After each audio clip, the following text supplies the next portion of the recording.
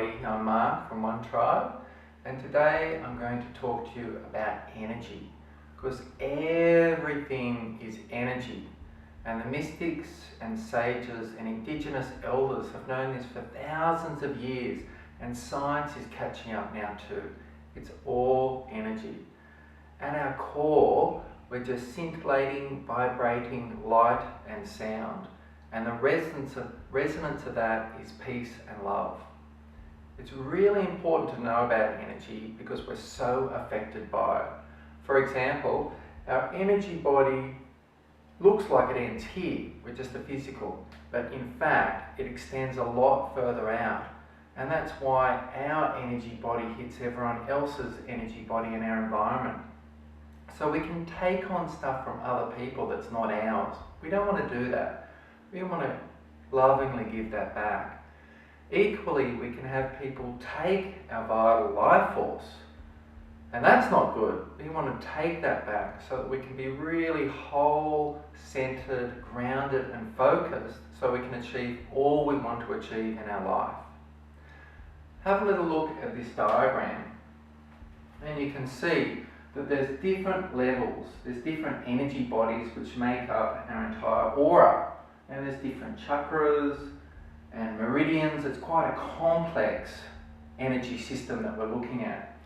We all have auras, and we're really affected by other people's auras, none more so than someone like the Dalai Lama. You know, they come to town and they just go boof, and their energy body goes boof. And it's so vast and so big, and it's so pulsating with love and peace and happiness that it can affect a whole city. Even crime rates can go down. But what about just you and me? The simplest example I can think of is when, you know, you're having a really good day, everything's flowing, you're whistling, and you're in your office, and you know, it's just a really wonderful day.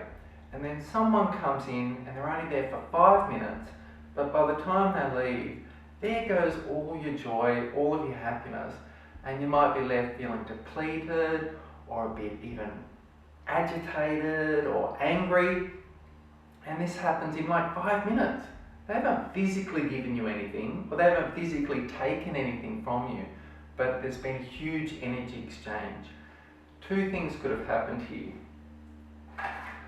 So our friend walks in our office, and of course they've got an energy body as well.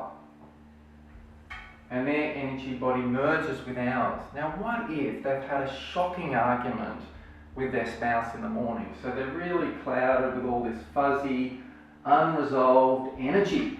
And we're whistling and feeling great. Now on an unconscious level, they may be offloading this energy onto us, so that we end up feeling really polluted and clouded and confused. That's one example that happens a lot. You know, we just dumped on. Even though they might not have been angry or aggressive, energetically they've offloaded. The other example is where they might feel a bit depleted and tired, and on an unconscious level they wanted some of that joy. So here they may be pulling in energy from you. So they're taking your energy. So in either case, they leave feeling more full and better, and you leave feeling depleted and heavy. So in this case, you would want to give that back lovingly to the light, or take this energy back so that you can be strong. What about through our whole infancy? Because this is going on from the moment we're born.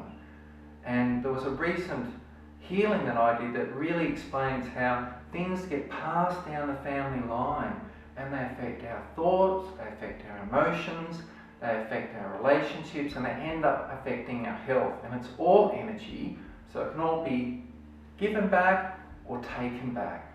I'll just run you through this example. Because everything's energy, it can be read quite clearly in a healing. And in this case, I was doing a healing on Mum, and I could see that she had strongly the thought that the world's not safe.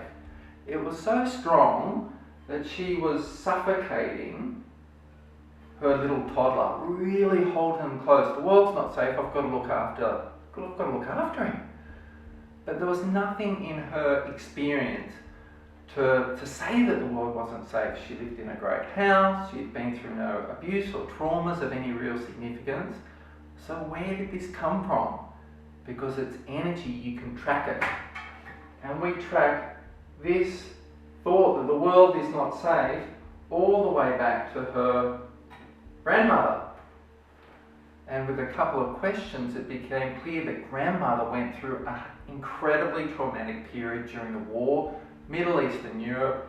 She lost her mum and dad, and she had to fend for herself quite young and suffered real trauma and abuse. For her, the world really was unsafe. It was a fundamental fact. It was proven to her through life. So of course, when she's got a baby, she's going to pass on that thought. The world is not safe.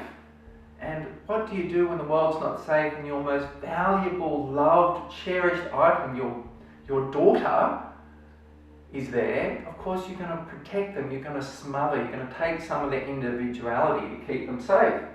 So she did that to her daughter, and then her mum did that to her. So exactly the same thing. And then of course the current mother passed that on to the toddler. So it gets passed down the family line. So in every case, they'd been given the world's not safe, and so they needed to give that back. She needed to give that back to her grandma and reverse that around to her son. And equally, they'd all been suffocated. So they needed to take back their freedom and their personal power. It was so strong in this family that grandma, mother and daughter all lived within walking distance. And what would have happened to son? Do you think he would have been happy to marry someone who was free-spirited, knew the world was safe and to be experienced with joy? Probably not. He probably would have ended up marrying someone who was quite controlling and dominating so that he could feel safe. But the line had been cut there. On a quick personal note, for me, with my mother,